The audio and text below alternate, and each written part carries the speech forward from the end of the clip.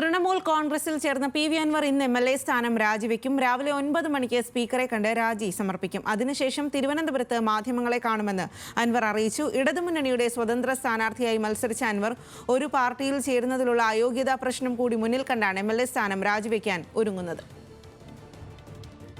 തിരുവനന്തപുരത്ത് നിന്നും അർജുൻ രാജാണ് വിവരങ്ങളുമായി ചേരുന്നത്. അർജുൻ, എന്തായാലും 9 മണിക്ക് സ്പീക്കറെ കാണും, 9:30-ക്ക് മാധ്യമങ്ങളെ കാണുമെന്നാണ് ഇന്നലെ പി വി അൻവർ അറിയിച്ചിരിക്കുന്നത്. അതുകൊണ്ട് തന്നെ രാജിക്കാര്യം ഏകദേശം ഉറപ്പായി. ഇനി അൻവർ എന്താണ് പറയുന്നത് എന്നാണ് എല്ലാവരും ഉറ്റുനോക്കുന്നത്. വിവരങ്ങൾ നൽകുക.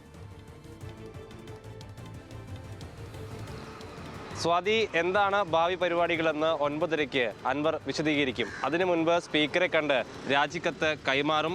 ഇന്നലെ രണ്ട് ഫേസ്ബുക്ക് പോസ്റ്റിലൂടെയാണ് താൻ തിരുവനന്തപുരത്ത് പത്രസമ്മേളനം നടത്തുമെന്നും അതിനുശേഷം രണ്ടാമതിട്ട ഫേസ്ബുക്ക് പോസ്റ്റിൽ രാവിലെ 9 മണിക്ക് സ്പീക്കറെ കാണുമെന്നും അറിയിച്ചുള്ള അദ്ദേഹത്തിൻ്റെ പോസ്റ്റ് വരുന്നത്. അതുകൊണ്ട് തന്നെ ഇക്കാര്യത്തിൽ ഒരു രാജിയിലേക്ക് പി വി അൻവർ പോകുകയാണെന്ന് ഈ ഘട്ടത്തിൽ നമുക്ക് ഉറപ്പിച്ചു പറയാം. കൊൽക്കത്തയിലായിരുന്നു കഴിഞ്ഞ കുറച്ച് ദിവസങ്ങളായി അൻവർ ഉണ്ടായിരുന്നത്. അവിടെ കേന്ദ്രീകരിച്ചുകൊണ്ട് തൃണമൂൽ കോൺഗ്രസിൽ ചേർന്ന് പ്രവർത്തിക്കാനുള്ള തീരുമാനം അദ്ദേഹം എടുക്കുകയും ചെയ്തു. അതിനുശേഷം കൊൽക്കത്തയിൽ നിന്ന് അദ്ദേഹം തിരുവനന്തപുരത്തേക്ക് എത്തിയിട്ടുണ്ട്. ഇന്ന് രാവിലെ 9 മണിക്ക് സ്പീക്കറെ കണ്ട് അദ്ദേഹം രാജിക്കത്ത് കൈമാറും.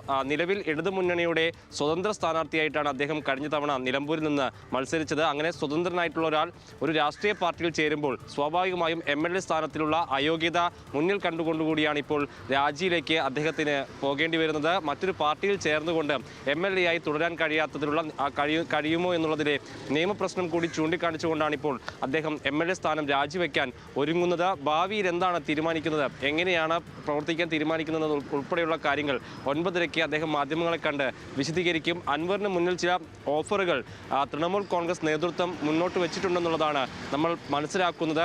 അതിൽ രാജ്യസഭാ സീറ്റ് വരെ ഓഫർ ചെയ്ത തരത്തിൽ വാർത്തകളൊക്കെ വരുന്നുണ്ട്. മറ്റൊന്ന്, ഈ രാജിവെച്ചുകൊണ്ട് 6 മാസത്തിനുള്ളിൽ തെരഞ്ഞെടുപ്പ് നടത്തി വീണ്ടും നിലമ്പൂരിൽ മത്സരിച്ചു വരാനുള്ള ഒരു ആത്മവിശ്വാസം അൻവറിനുണ്ട്. അതാണോ അദ്ദേഹത്തിൻ്റെ മനസ്സിലുള്ളതെന്ന് ഉൾപ്പെടെയുള്ള കാര്യങ്ങളൊക്കെ ഇന്ന് 9:30-ക്ക് അറിയാൻ കഴിയും. ഇക്കാര്യത്തിൽ ഏറ്റവും പ്രധാനപ്പെട്ടത് UDF-ലേക്ക് പോകാനായിരുന്നു അൻവർ ഏറ്റവും കൂടുതൽ ആഗ്രഹിച്ചത്.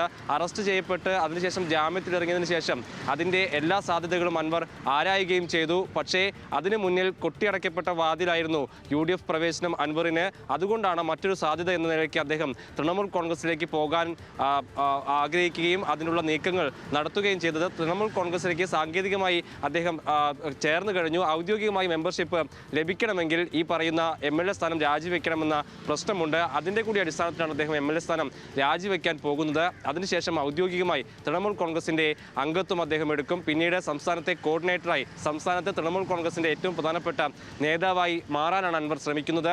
അത് കേരള രാഷ്ട്രീയത്തിൽ എങ്ങനെ ചർച്ച ചെയ്യപ്പെടും, എങ്ങനെ സ്വാധീനം ചെലുത്തുമെന്നുള്ളതൊക്കെ നമുക്കിപ്പോഴും ആശങ്ക അല്ലെങ്കിൽ ആശയക്കുഴപ്പം ഉള്ള കാര്യമാണ്. പക്ഷേ അൻവറിൻ്റെ തീരുമാനം അതാണ്. ഇനി തൃണമൂൽ കോൺഗ്രസ്സാണ് അൻവർ എം.എൽ.എ സ്ഥാനം രാജിവെച്ചുകൊണ്ട് കേരള രാഷ്ട്രീയത്തിൽ തൃണമൂൽ കോൺഗ്രസിൻ്റെ രാഷ്ട്രീയം മുന്നോട്ട് വെച്ച് പ്രവർത്തിക്കാനായിരിക്കും അൻവർ ഇന്നു മുതൽ തീരുമാനിക്കുന്നത്. സ്വാതി.